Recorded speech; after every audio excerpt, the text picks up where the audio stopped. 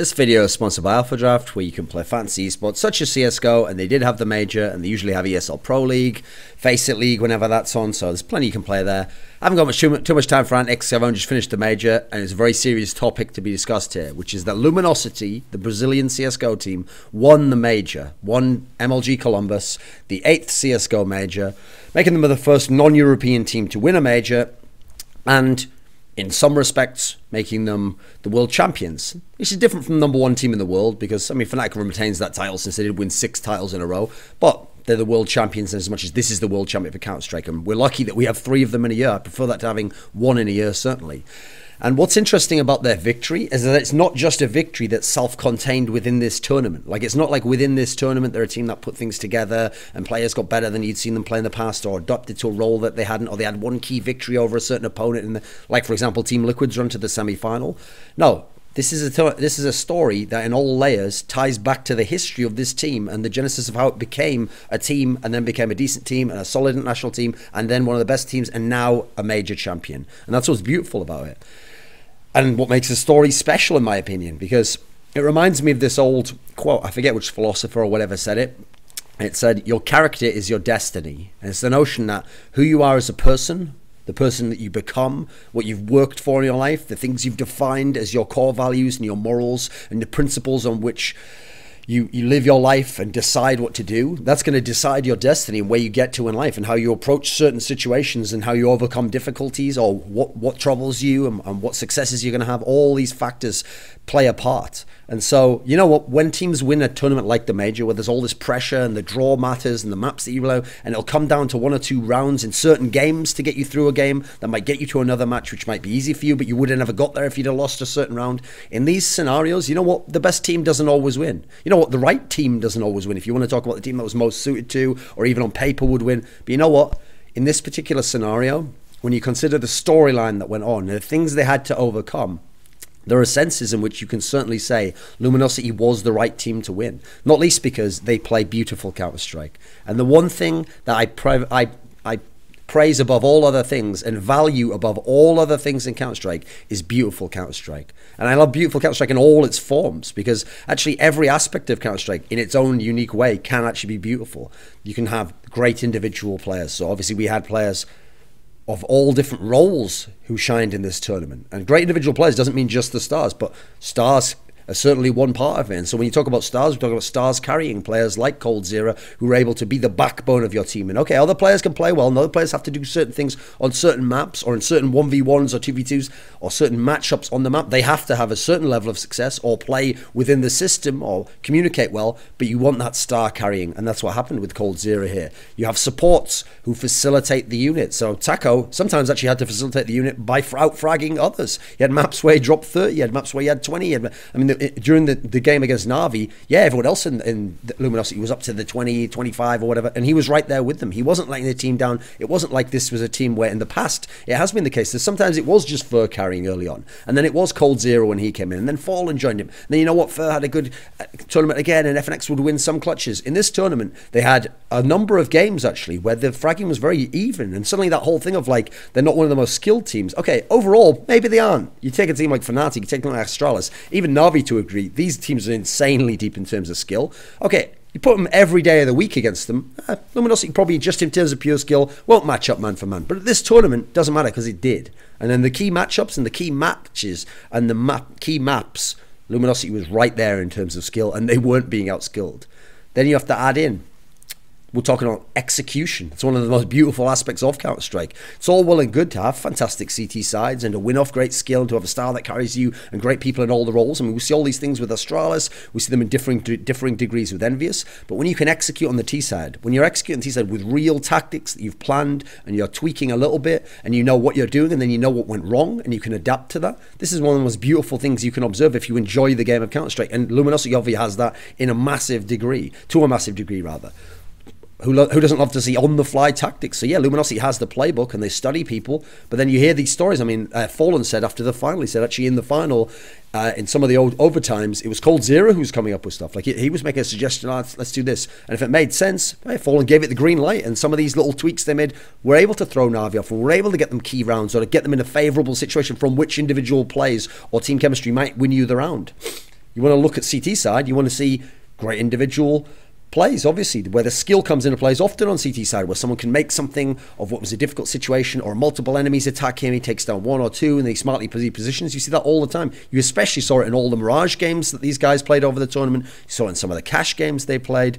This was one of the strengths, and obviously on the Overpass game, this was there in an absolute abundance of quality, how fantastic they were on that particular situation, individual play on the CT side, and then playing within the system. Then you talk about adapting. This is a team that had to battle, and part of their comebacks wasn't just players getting out of a funk or just bashing your head up against the wall over and over again and hoping you get through. They were adapting, they were tweaking, they were learning from their opponents in the games, and so sometimes the opponent was doing very, very well, but it becomes static for the opponent. The opponent would keep doing a similar thing that had worked before, and Luminosity just found the right tweak, and sometimes only just. Like, they make a little tweak and that would get them the round, and then they'd have to adapt again. It wasn't like they just found something and then they won the round over that. No, they won the map rather. No, part of their comeback was learning, and they were adapting so well. There's very few teams could hang with them. I mean, Virtus Pro managed it a little bit. Team Liquid had them early on. Obviously, Na'Vi was able to get close to them because Na'Vi's fantastic at that as well. But then even then, Na'Vi couldn't manage it on the second map in a way that Luminosity could. Now, you look at Luminosity, and what makes it beautiful is, again, you look at the team and how they've gotten to this place, and it isn't just over this tournament. It isn't even just over this year. It isn't even over the last 6 months. You can see this upward trajectory. Yeah, and it might have a couple of times down, but the overall line's consistently going up, gradually, getting higher and higher, and it's all from Fallen. This is his baby. What makes Fallen unique is, in CS 1.6, this guy was a star player. He was a star AWPer, and he was the main hard carry of the team. So when he comes over to CSGO, it's like he looks around. There's no in-game leaders that are great. There's nobody who has really great strategical mind for the game. So he starts becoming the in-game leader in that sense, and he dedicates himself to it. And you know what? As a result, we watch him in his early teams, Kaboom, when he made that lineup and then going into Keyd Stars. And actually, he wasn't that good individually. He wasn't some sick player. He did the odd AWP shot, but even then he wasn't an AWPer all the time. They had ZQK who did that most of the time. So at the time, it looked like, oh, well, what's crazy about this guy is now we've got an in-game leader's mind because he's dedicating himself, put all his efforts towards that in what used to be a star player in a support's body. So I thought, wow, we've got all three roles in one now, and he's doing a good supporting role. He's set up third to be the star player, and they're all working as a team. And yeah, they're not skilled enough at the time in Kaboom and Keyd Stars to win. They can get the odd upset win, but they're not going to win a series, and they didn't. And they got the round of 8 of majors by winning the best of ones, but then they would lose the best of 3 to the better team. And it all made sense, but it was impressive, and it was definitely praiseworthy. And many times you'll see in my past videos I praise them. I had a video I'll put up there called Luminosity does it right, or do it right, or something. And this was a team where, beyond that, you then saw he made the right pickups, and he made the right times that he cut people, even if they were friends of his, and then he recruited the right players. And each time he recruited the right players, even if we didn't know it yet, and it took time to show us. And so what actually happened was, one of the moves he made was, he removed ZQK, got in coldzera, and then he took over AWPing. And you know what? It took time, but he became one of the best AWPers in the world. He's absolutely amazing at that. So now, you've got a guy with an in-game leader's mind, who's played a supportive role, and he's now in a star player's body again, as he was in 1.6. So now we've got one of the only players in the entire world who, not in terms of skill set, or not in terms of positions in the game, but in terms of understanding of all the core positions in the game, essentially has the best understanding overall as an average amongst all the positions of any player. So in that sense, the most complete player. Was it any wonder then, with his system, why he's been able to find all these other players and train them up and tweak them a little bit and find out where they'd fit best, and then put other people around them to facilitate them, and then find his own place within it? I mean, this all makes sense when you're saying it like this, but that's the story, that we didn't know all these things. We had to learn these things. We had to make deductions based on them and listen to what they're saying in interviews and see how the results played out to see whether it matched up. And this is why we're weaving this tapestry towards winning the major in this scenario. And he did recruit the right players. I mean, when he got Fur initially, it was obvious, right, this guy's really talented, but they had to build the system around him. And Fur's a really sick T player, therefore they started off with sick T sides. He was really good on Mirage, therefore they had that going for them. But then he got in coldzera and actually adapted to making coldzera the star, and Fur had to kind of take a backseat, but in a way that still made the team good. And then they were at a slightly more consistent level. They were at the same overall international level, but they were more consistent, and they started to expand their map pool a bit. Then he got an FNX, this old veteran guy, and he's not playing the same way he used to be. FNX before used to be like a flamey character, just a guy who came in and he either rocked it up and got like 3 crazy kills with super sick fast aim, or he just kind of like raged out and he missed a shot and he positioned badly. Now he comes in, he's this veteran, and he's so smart. You can tell he's thought about the game a lot, and he's practiced it a lot, and he's got his angles all down, and he knows how to play off teammates. And if you put him in a 2vx or a 1vx, he's going to play intelligently, and if he might not always hit the shot and win the round, but he's always going to give himself a chance. And in that sense, he actually reminds me now, funnily enough, of like a Brazilian Hiko. I'm not saying that as a joke, by the way, because obviously there was tension between Hiko and them. That's actually a compliment, because if you think, the thing about Hiko is he won't win all the one clutch situations, but his ability to know how to get into those situations and almost kind of how to calculate what the next right move would be for his skill set and who he's playing is really, really good, as we saw in the Cash game where Hiko was having all those CT side 1v4s and 1v1s, etc. We know that that's Hiko's strength, and FNX is right there in that particular sense. He's got a real skill for that. So obviously, becoming an individually sick AWPer, now Fallen then became a star player himself. So you look at that old Luminosity, they were just only famous for single map upsets. And those were big upsets. So the whole point, they weren't a better team than the teams they were beating, but they could beat European teams, beat all the best American teams, in as much as they would have these single map upsets. They were mainly on Mirage, the first map they really mastered, and then Inferno. Those are the ones. They had one on overpass against Virtus Pro, but that was back before Virtus Pro became really sick on the map. It was mainly Mirage and Inferno, but as a result, you could see they had quite a small map pool, and their strengths on T side could be overcome because on CT side they'd have issues sometimes because they didn't have as many skilled players, they didn't have as great a team, it wasn't constructed as well because they hadn't got all the pieces yet, which they were going to get later. They were also, and most impressively of all, this is what always used to really impress me about them, is that they were always making the round of 8 of the majors. In 2015, before they got the lineup they have now, they made all 3 of the quarterfinals of the majors. While at the same time, North American teams, some of them who had more skill, weren't even able to get out of the groups. But the problem was they had this limit, they had this ceiling to their success. They got to the round of 8 of the majors, but in those tournaments, they never won the quarterfinal match. In fact, during all their time, up to the first 3 majors, they never won a best-of-3 series over a top 10 ranked type team. They never got there.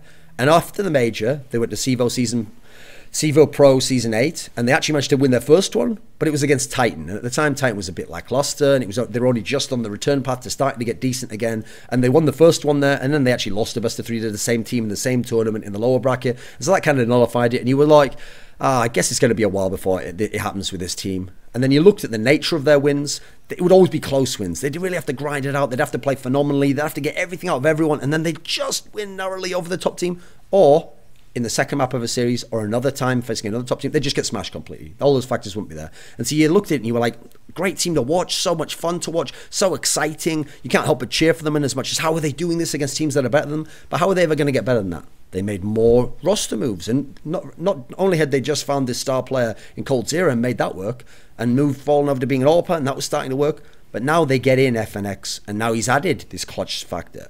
So okay, they were always good in the power play situations when they're 5v4, 5v3, 4v3, 3v2. When they have the man advantage, they were always very smart thanks to how Fallen had trained them and instilled this instinct in them for how to play the game. Kind of his philosophy, his formula on how to play the game. But then, that's when you have the man advantage. That's when you've done the tactic right. That's when you've got the first kill. What happens when you're in a 1v2? What happens when you're 2v3? What happens when you either need, if Cold Zero's not there to make the crazy individual play, now you need someone with a bit of veteran wiles. Well, that's where FNX comes in, and his clutch play, just as it happens in Liquid, where he bails them out a lot, that's where he's bailing them out and he's helping them out, and they all trust him because he's this veteran, legendary player.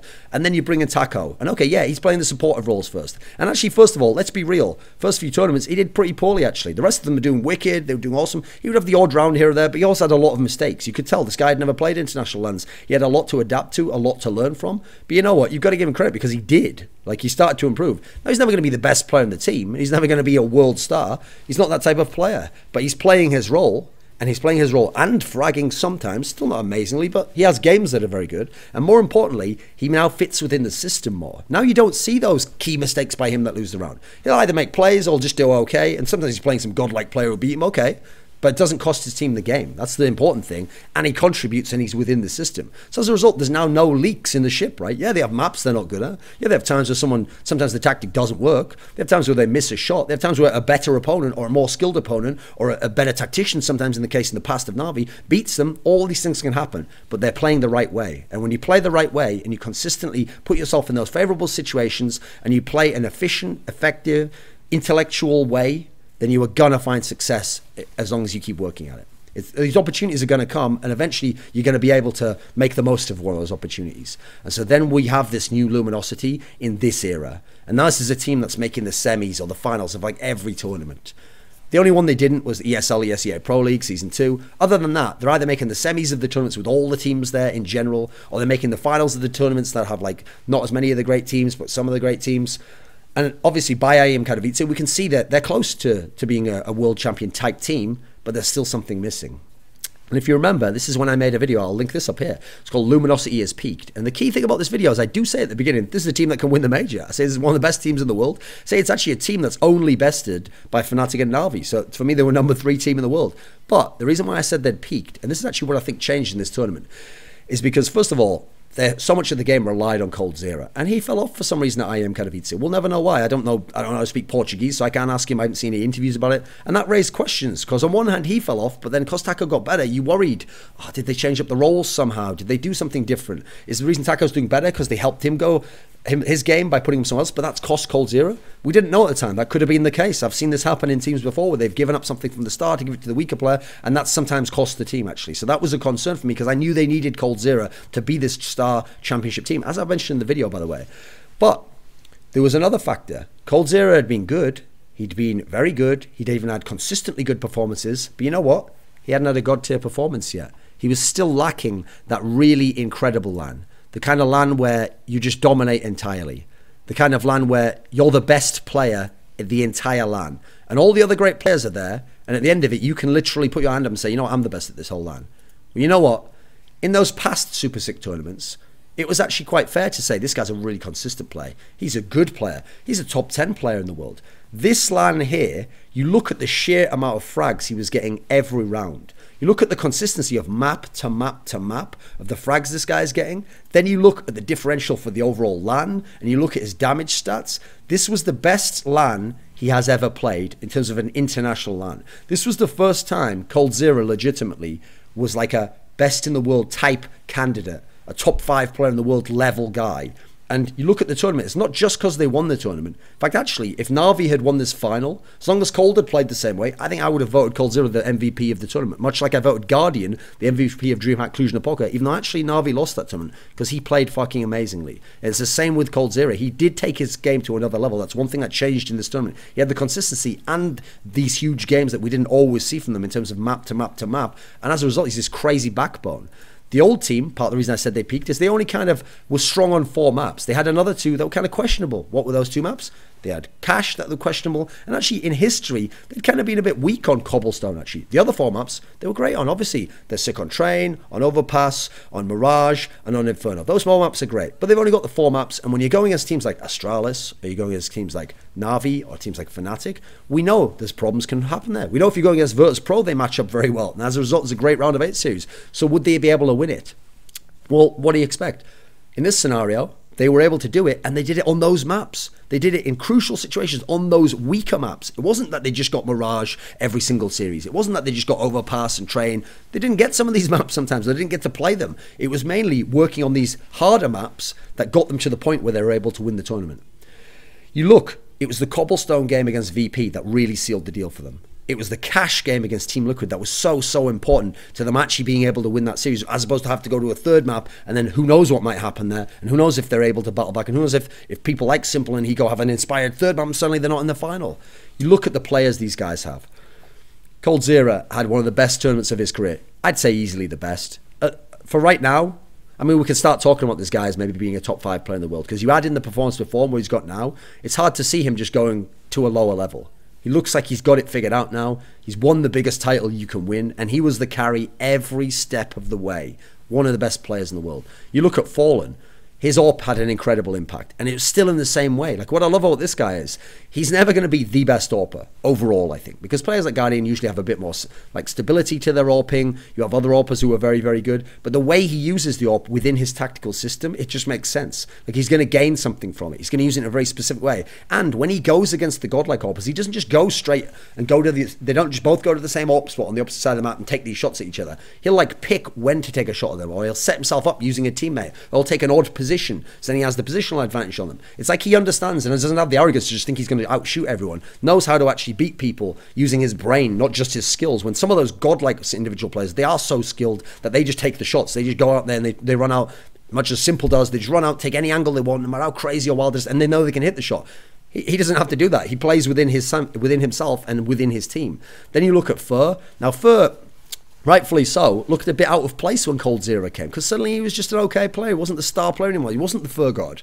And then as they got the new lineup, he started to gradually work back into it. He started to become this better player. And as their T-sides got really, really good with this lineup, he became an integral part. And he carried them to the final of IEM Katowice, and he was good here. Not at his best. I can see that he had some issues sometimes, but he's still good enough. He still played well. Then you go over to FNX. As I've mentioned already many times, this guy's the insurance policy. He'll bail you out when we're in the 1vx situation. He's going to play smart and get to that situation. He's never going to give up his life early. He's going to know how to stay alive in key situations to have a chance to win a 1v2. And he's got the veteran wiles where he's been there before. He won the equivalent of the World Championship in 2006. So 10 years later, he's not going to get flustered under pressure. He's going to know what to say to this guy to know, listen, you can trust in me. Listen, I've been here before. We're going to make it this time. And then you've got Taco, the guy who's been improved, the guy who's been able to overcome whatever problems he had in terms of performance. Maybe it was the big lights, maybe it was playing against new players, European players who have a different style of play that he hasn't played before.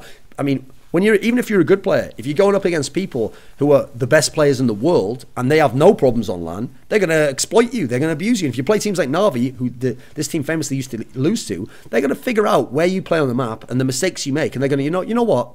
Forget playing this team 5-on-5. We're going to exploit this guy here. And we're going to create a hole in the map. And from that, we're either going to draw them over to your position to try and prop you up and attack elsewhere, or we're just going to track you outright, and then we're going to take your site and we're going to win the game from it. Now that can't happen anymore. Now that doesn't happen anymore. And now he's this stable player. And so when that player's stable, and then you've got all these other places in piece, and the whole picture's fitting together, now you've got one of the best teams in the world. Now you've got a team who can win a major, as they did. So what's great about this team winning the major is that they have the best in-game leader in the world. I made a video about that as well. Fallen is the best in-game leader in the world. And by the way, just as a little note, I will give a shout out also to Zeus, the coach, because I've watched some of the interviews and I've seen the things he says about the team, and he clearly has some role within it. I don't know what it is. It's, as in, I don't speak Portuguese, so I can't tell you specifically all the things he does. But you see, yes, Fallen's the mastermind, but it's like it's a partnership there.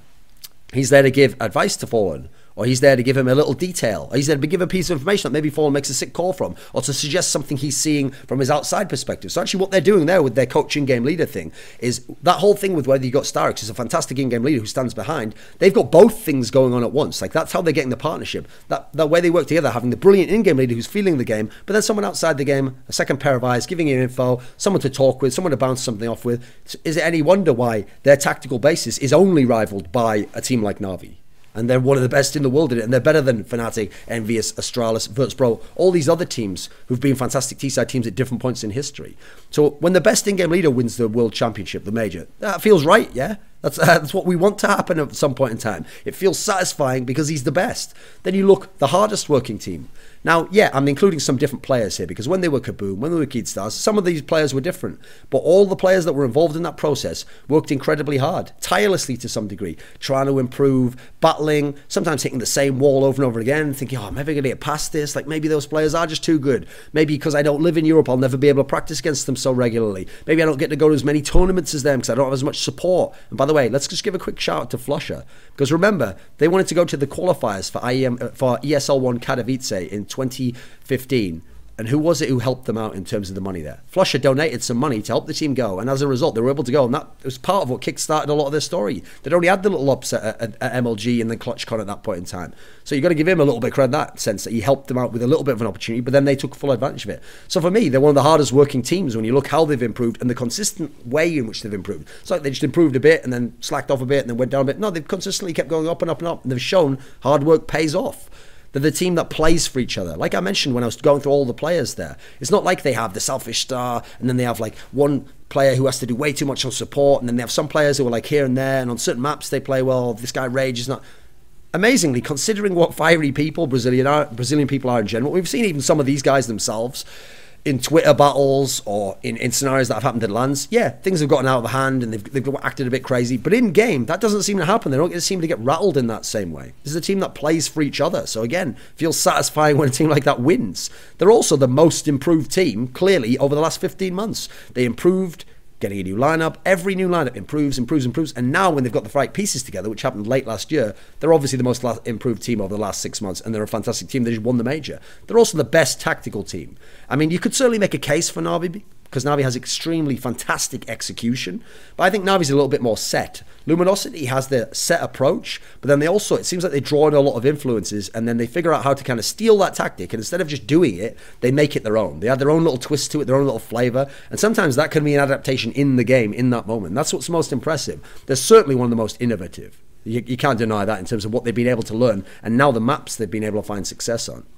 They've also, you've got to give them props in this regard, made the hard choices. Sometimes they had friends in the team. Sometimes players like Bolts who were playing okay, and they had to cut these guys. And they'd say, yeah, sorry, but I mean, this guy in our team can do that role better, or we've got another guy up and coming here who maybe can do that role better in the future. Maybe he can supersede you, or right now we think he's better. They made those hard decisions, and now they're world champions. As opposed to just sticking with those players and going, listen, we just only play for family and all this stuff. Yeah, you're a family and you want to win. It has to be both at the same time.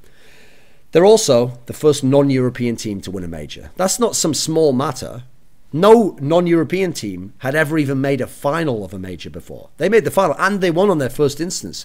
So there have been 8 majors, and this is the first time it wasn't just some European elite level team winning the championship. You look at the teams that have won majors, and okay, Fnatic got a little bit fluky on the first one, but whatever, they still won the actual matches.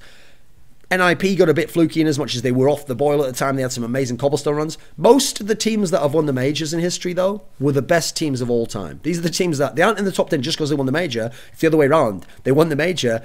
No, it's the other way around. They're in the top 10 and they won the major. It's that way. So these teams were fantastic. I mean, yeah, I got it the wrong way around. They won the major because these are top 10 teams of all time. As in, that's how good they are, and they were destined to become that sort of a team. As Luminosity apparently seems to be. I mean, you look at the consistency they had, and now adding the major, and they're going to be one of the favourites to win future tournaments. This team has a real chance to end up a top 20 team of all time, top 10 team of all time. I mean, I'd have to figure out where I have them at the moment, but they're in a good position right now, obviously. And you don't just look at them and go, this is a flash in the pan result. Don't know if this will continue to the next tournament, like a Team Liquid scenario, or Astralis when they smashed Fnatic. You go, I could see where this could keep going. They might not win every time, but I can see they're going to be in contention for this, and there's going to be times like this again in the future where they can win again. And that's very exciting when you consider the chance that they might win another major or be a real contender to win another massive event soon. So, parabéns to Luminosity, the major champions.